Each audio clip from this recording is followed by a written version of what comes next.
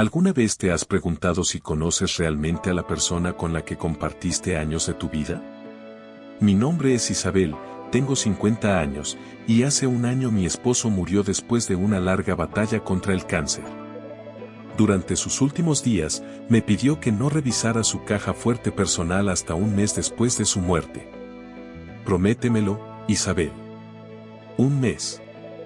Necesito que pase tiempo antes de que veas lo que hay ahí dentro, me dijo con voz débil pero firme. Yo se lo prometí, confundida pero respetuosa de sus últimas voluntades. Cuando finalmente abrí esa caja fuerte 30 días después de enterrarlo, encontré documentos que cambiaron todo lo que creía saber sobre mi esposo, sobre mí misma, y sobre la vida que habíamos construido juntos. Y en la primera página de una carpeta amarillenta, con letra temblorosa, había una nota: Isabel, protege esta verdad. No por mí, que ya no estaré. Protégela por ti, por nuestros hijos, y por todas las personas que dependen de que esto nunca salga a la luz. Esta es mi historia. Antes de continuar contándote lo que encontré en esa caja fuerte, lo que descubrí sobre el pasado de mi esposo y las decisiones imposibles que tuve que tomar después, necesito pedirte algo. Si esta historia te está capturando, si sientes curiosidad por saber qué secreto tan grande guardaba mi esposo que necesitaba protección incluso después de su muerte, por favor déjame un like. Me ayuda enormemente a seguir compartiendo estas historias que nos recuerdan que la vida es mucho más compleja de lo que parece.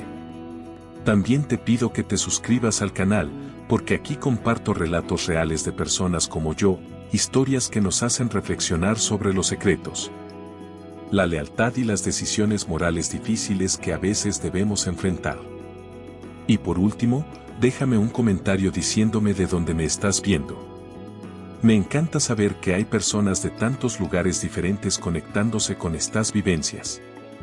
Ahora sí, volvamos a esa caja fuerte y a los documentos que lo cambiaron todo. Mi nombre es Isabel Ramírez. Tengo 50 años y vivo en una ciudad mediana donde todos se conocen, de esas donde es difícil mantener secretos porque siempre hay alguien que ve, que comenta, que cuenta. Soy maestra de primaria. He trabajado en la misma escuela durante 25 años. Mis alumnos me quieren, sus padres me respetan, mis colegas me consideran parte del mobiliario de la institución. Mi esposo, Javier, era abogado. Tenía su propio bufete, especializado en derecho laboral y civil. Era un hombre respetado en nuestra comunidad, miembro del Club Rotario, voluntario en varias organizaciones benéficas. Nos casamos cuando yo tenía 23 años y él 25.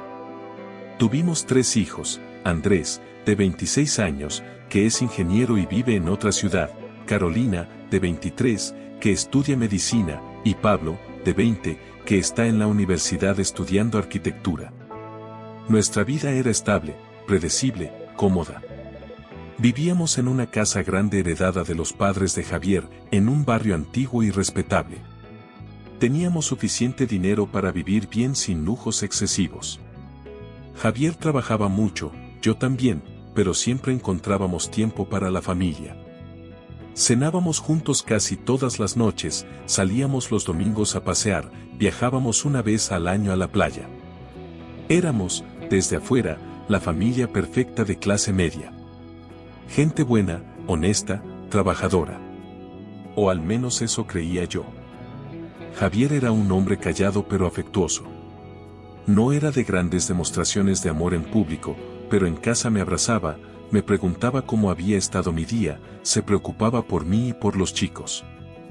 Era un padre presente, iba a los partidos de fútbol de Pablo, ayudaba a Carolina con sus estudios, aconsejaba a Andrés sobre su carrera. Era también un hombre muy privado. Tenía su oficina en casa, un cuarto donde pasaba horas trabajando en casos, y nadie entraba ahí sin su permiso. Es confidencialidad profesional, explicaba. Los documentos de mis clientes deben estar protegidos. Yo lo entendía y respetaba su espacio. Nuestra vida durante casi 30 años fue rutinaria pero feliz. Javier se levantaba temprano, desayunaba mientras leía el periódico, se iba a su bufete alrededor de las 8 de la mañana. Yo preparaba a los niños para la escuela, los llevaba, iba a dar mis clases. Por las tardes, Javier volvía alrededor de las 6, cenábamos juntos, veíamos televisión, nos íbamos a dormir. Los fines de semana trabajaba un poco en su oficina de casa, pero también dedicaba tiempo a la familia. Era una vida simple, sin grandes sobresaltos. Había pequeñas cosas que ahora, mirando hacia atrás, me hacen preguntarme cómo no las noté antes. Javier era extremadamente cuidadoso con sus papeles. Guardaba todo bajo llave. Su oficina en casa tenía una caja fuerte grande que solo él podía abrir. Decía que ahí guardaba documentos importantes de clientes, contratos confidenciales, ese tipo de cosas. Nunca me pareció extraño. También era muy reservado sobre su pasado.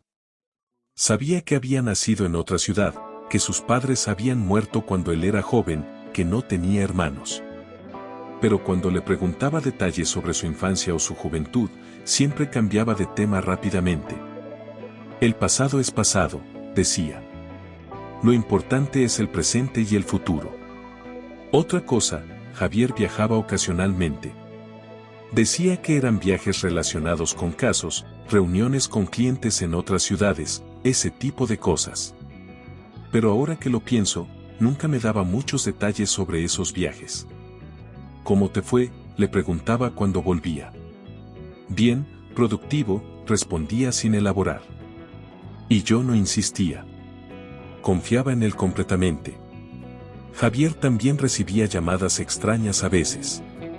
Su celular sonaba, él miraba la pantalla, su expresión cambiaba brevemente, y luego salía de la habitación para atender.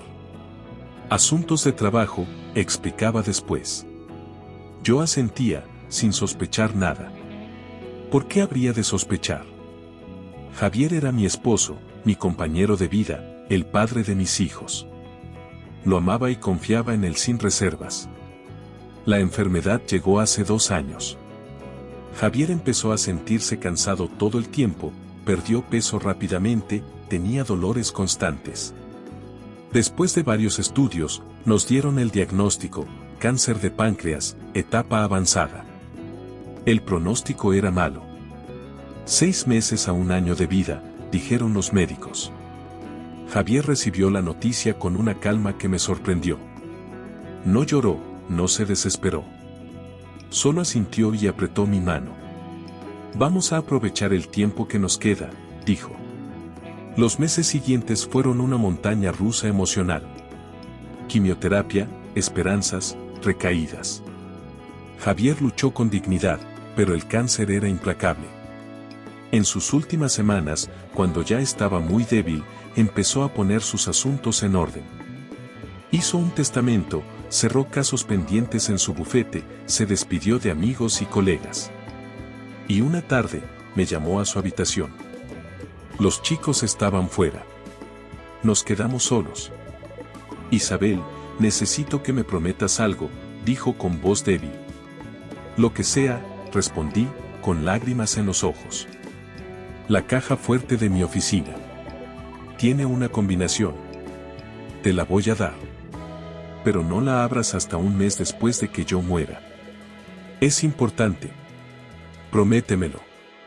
Me pareció una petición extraña, pero estaba muriendo, y si eso le daba paz, yo haría lo que pidiera. Te lo prometo, dije. Me dio la combinación, yo la anoté. Y entonces me abrazó, con la poca fuerza que le quedaba, y susurró, te amé todos los días de mi vida. Nunca lo dudes, Isabel. Nunca. Javier murió 1 semana después de esa conversación.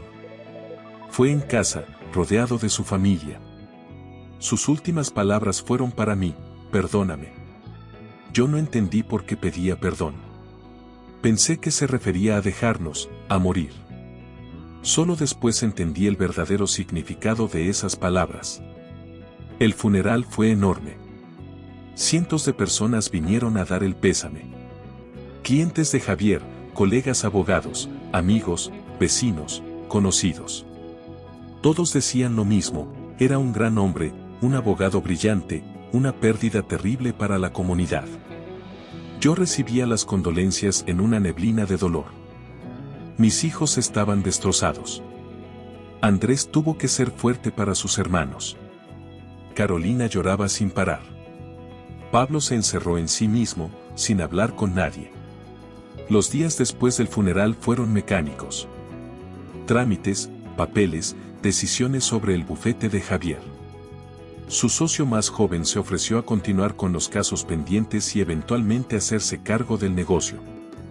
Yo acepté, agradecida de no tener que lidiar con eso. También tuve que vaciar la oficina de Javier en el bufete, traer sus pertenencias personales a casa.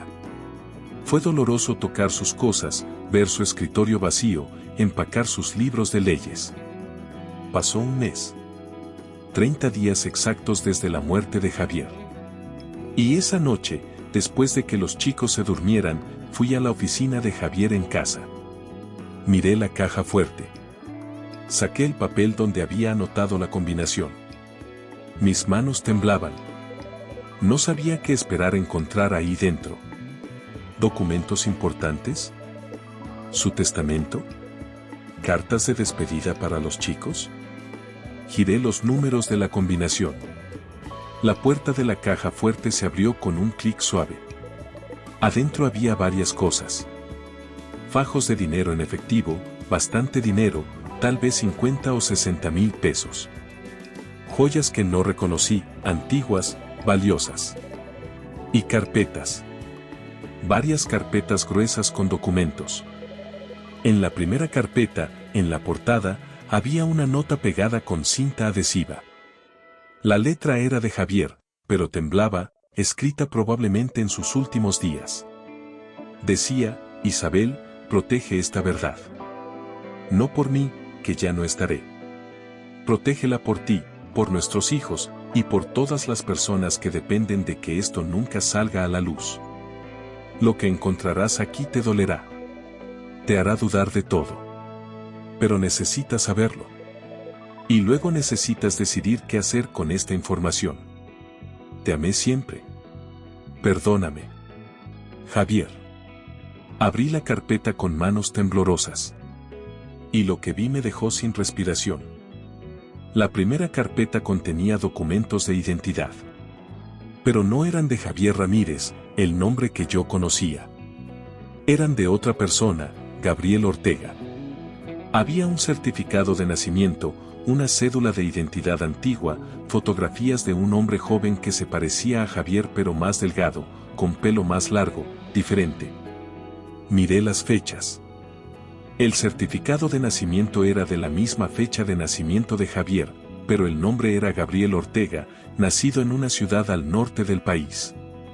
Había más documentos, un diploma de secundaria a nombre de Gabriel Ortega, certificados académicos, incluso una foto de graduación universitaria donde el joven claramente era Javier.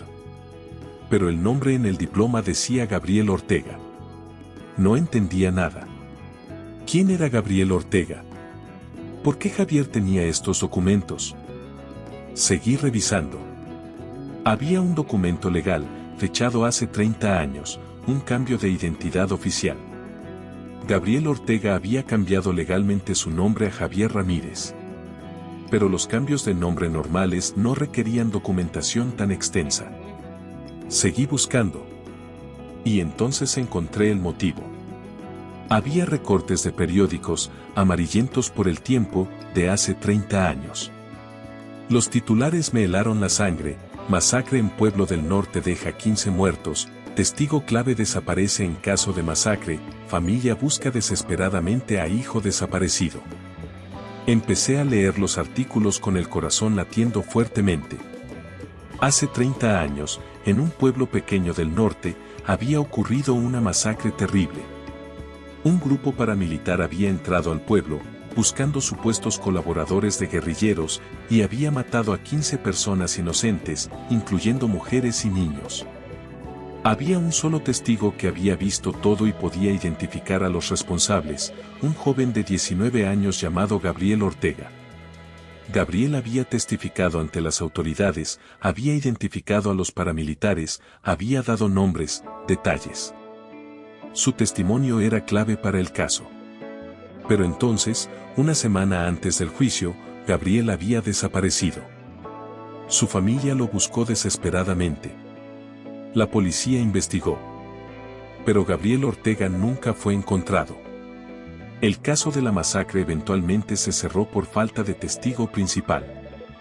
Los paramilitares nunca fueron condenados. Y Gabriel Ortega quedó registrado como desaparecido, probablemente muerto. Pero Gabriel no estaba muerto. Gabriel era Javier, mi esposo. El gobierno lo había puesto en un programa de protección de testigos. Le habían dado una nueva identidad, lo habían movido a otra ciudad a cientos de kilómetros de distancia, le habían creado una historia nueva. Gabriel Ortega había dejado de existir. En su lugar apareció Javier Ramírez, con documentos nuevos, una historia fabricada, una vida completamente diferente. Había más documentos. Cartas de oficiales del programa de protección de testigos, explicando los términos del acuerdo. Javier nunca podría revelar su verdadera identidad. Nunca podría contactar a su familia original. Nunca podría volver a su pueblo natal. Si lo hacía, su vida estaría en peligro, porque los paramilitares todavía lo estaban buscando. Había reportes de inteligencia, actualizados cada cierto tiempo a lo largo de los años, confirmando que los hombres que habían cometido la masacre seguían activos, seguían buscando a Gabriel. Y no olvidarían ni perdonarían su testimonio. Encontré fotografías. Una foto de una familia, padres mayores, 2 hermanas, un hermano, y Gabriel de adolescente. En el reverso decía, Familia Ortega, 1993. Javier tenía familia. Padres que probablemente seguían vivos, esperando saber qué le había pasado a su hijo.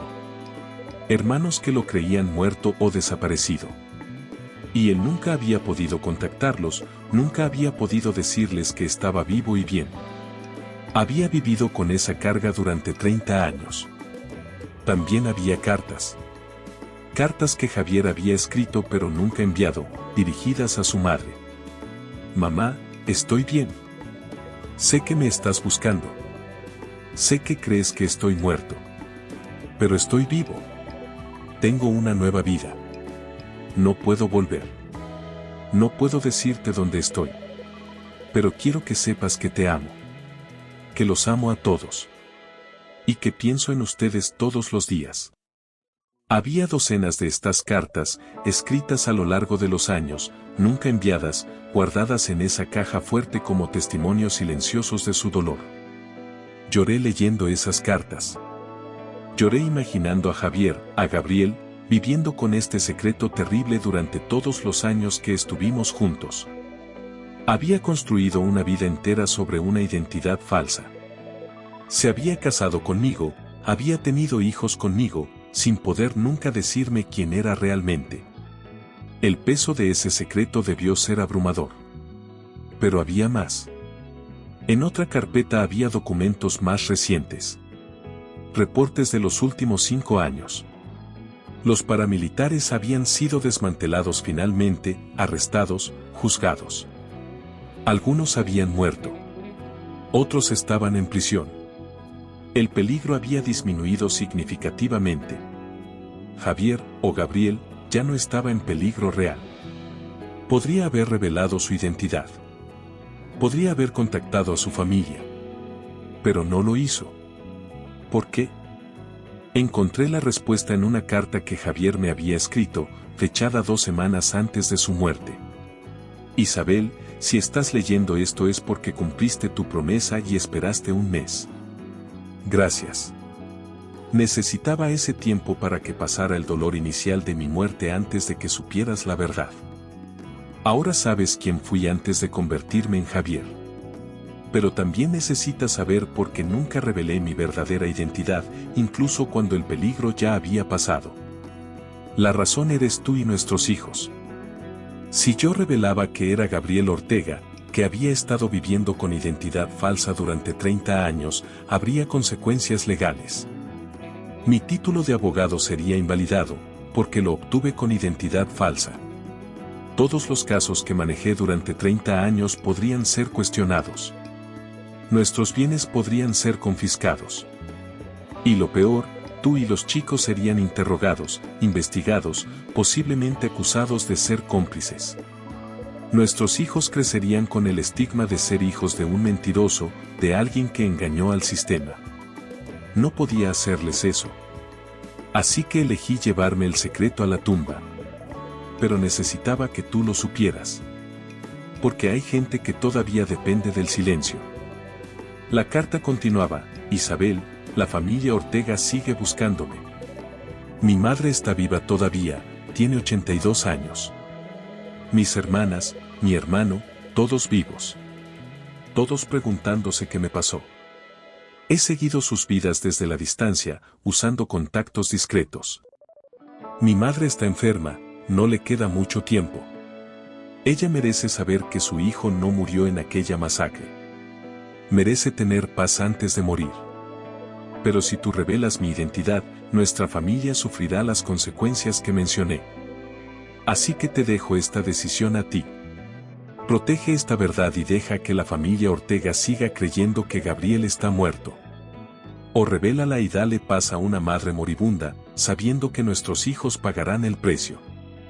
Es una decisión imposible. Lo sé. Y lo siento. Pero eres la única persona en quien confío para tomarla. Hay documentación en otra carpeta que explica cómo contactar a mi madre, si decides hacerlo. También hay instrucciones de cómo protegerte legalmente si decides revelar la verdad. Sea cual sea tu decisión, te amaré siempre. Me quedé paralizada durante horas, sentada en el piso de la oficina de Javier, rodeada de documentos, fotos, cartas. Toda mi vida era una mentira. No conocía realmente al hombre con quien estuve casada durante casi 30 años. Su nombre no era su nombre. Su pasado no era su pasado. Había estado viviendo una actuación durante décadas. Pero al mismo tiempo, el hombre que amé era real. Su amor por mí era real. Su dedicación a nuestros hijos era real. Solo su nombre y su historia eran falsos. ¿Eso lo hacía menos auténtico? Y ahora yo tenía que decidir. Había una madre anciana, enferma, que merecía saber que su hijo había vivido una vida buena, que se había casado, que había tenido nietos que ella nunca conoció. Pero revelar eso podría destruir a mis propios hijos. Podría invalidar el legado de Javier como abogado. Podría exponernos a investigaciones legales, a pérdida financiera, a estigma social. Pasé días leyendo y releyendo todos los documentos. Investigué por mi cuenta sobre el programa de protección de testigos, sobre las consecuencias legales de vivir con identidad falsa durante tanto tiempo. Consulté discretamente con un abogado de otra ciudad, sin darle detalles específicos, solo haciendo preguntas hipotéticas. Las respuestas no eran alentadoras.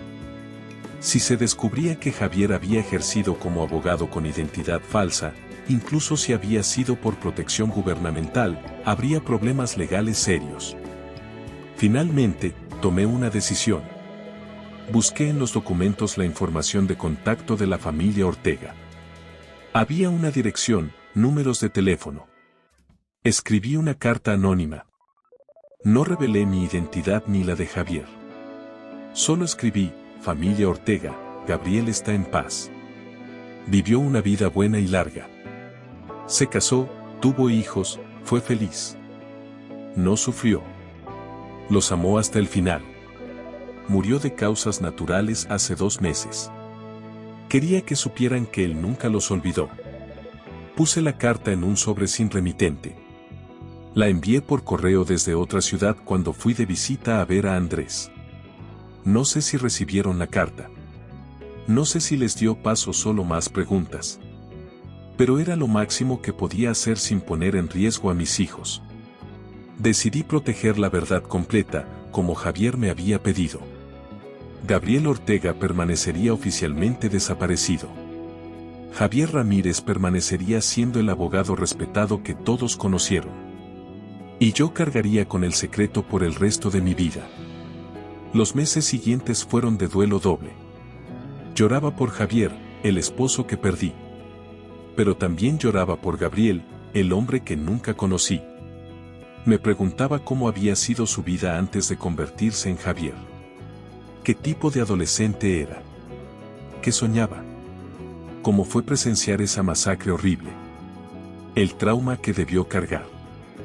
El valor que tuvo para testificar, sabiendo que pondría su vida en peligro. Y luego el sacrificio de abandonar su identidad, su familia, todo lo que conocía, para empezar de cero. Miraba a mis hijos y me preguntaba si debía contarles. Decidí que no. Al menos no todavía. Tal vez cuando fueran mayores, cuando estuvieran más establecidos en sus vidas. Por ahora, era mi carga llevar sola. Guardé todos los documentos de vuelta en la caja fuerte. Cambié la combinación. Solo yo tengo acceso ahora. Tuve momentos de enojo.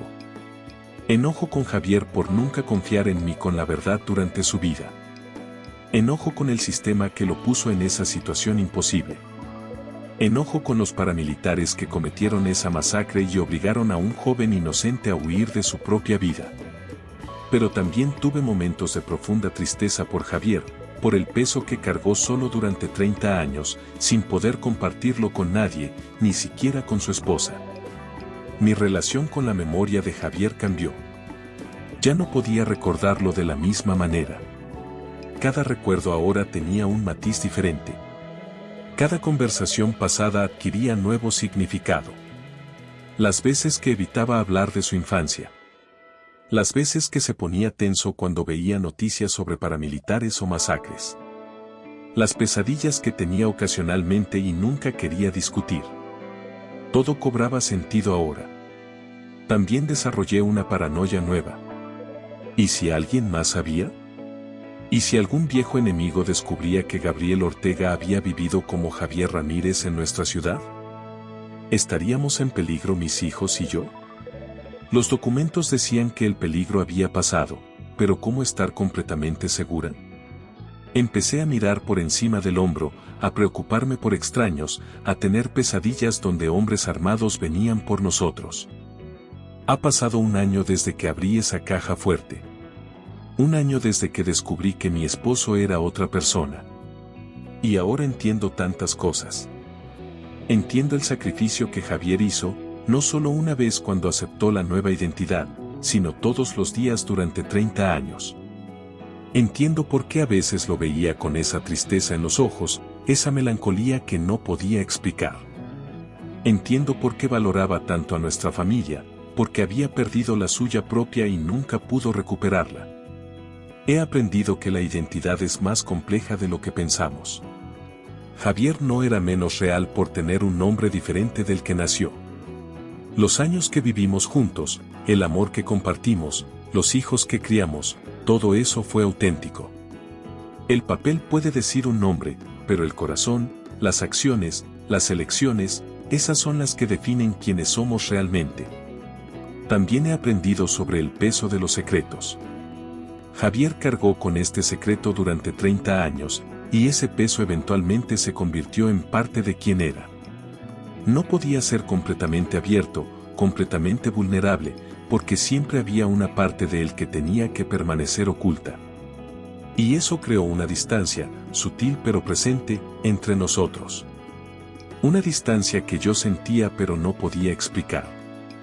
La decisión de proteger su secreto, de no revelar su verdadera identidad, fue la más difícil de mi vida. Todavía no sé si fue la correcta.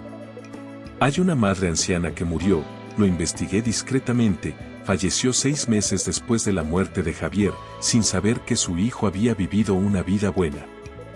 Eso me pesa en la conciencia. Pero también protegí a mis hijos de consecuencias que no merecían. Y eso me da algo de paz. Javier me dejó con una verdad imposible y una decisión imposible. Me dejó sola con un secreto que no puedo compartir con nadie, ni siquiera con mis propios hijos.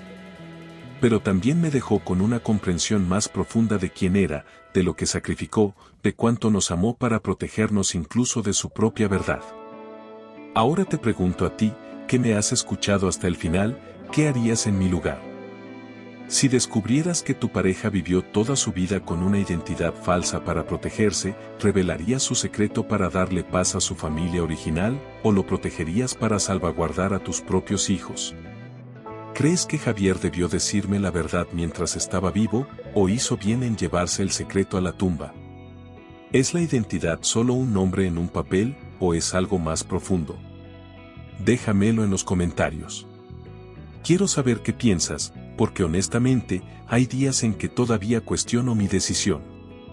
Si esta historia te impactó, si te hizo reflexionar sobre los secretos, la identidad, los sacrificios y las decisiones imposibles que a veces debemos tomar, te pido por favor que le des like y te suscribas al canal. Compartir estas historias es mi forma de procesar este peso que cargo, de darle sentido a la verdad que protejo. Saber que hay personas escuchándome, conectando con lo que viví, me ayuda a sentirme menos sola con este secreto. También te invito a que compartas este video con alguien que creas que necesita escucharlo. A veces, las historias de otros nos ayudan a entender que la vida es más compleja de lo que parece, y que las personas que amamos pueden tener pasados que nunca imaginaríamos. Gracias por escucharme. Gracias por estar aquí hasta el final. Y recuerda, todos llevamos secretos. Algunos pequeños, otros enormes. Pero lo que define quiénes somos no son los secretos que guardamos, sino cómo vivimos a pesar de ellos, y a quien elegimos proteger con nuestro silencio. Cuida tu corazón, cuida a tu familia, y nunca olvides que el amor real trasciende los nombres y las identidades falsas. Nos vemos en el próximo video.